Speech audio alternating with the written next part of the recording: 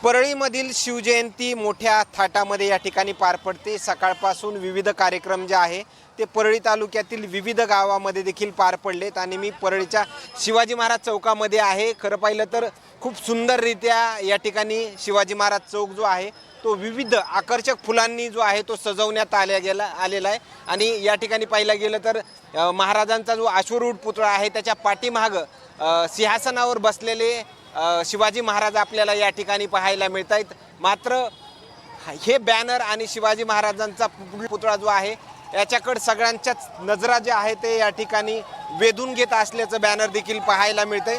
सकाळपासून पोलिसांचा बंदोबस्त देखील पाहायला मिळतोय। शिवाजी महाराज की जय या घोषणांनी देखील पूर्ण शिवाजी महाराज चौक जो आहे तो दुमदुमून जातोय।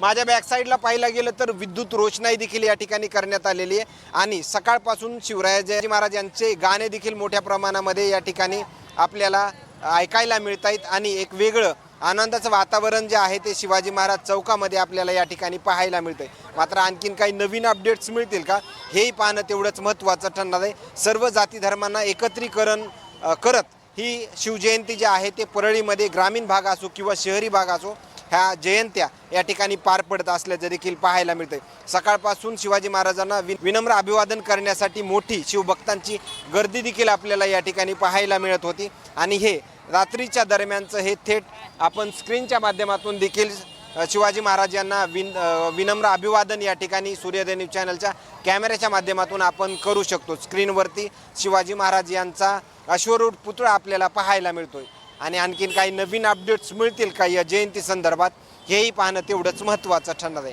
कॅमेऱ्यावर उमाकांत फडसोबत सचिन मुंडे, सूर्योदय मीडिया, बीड, परळी।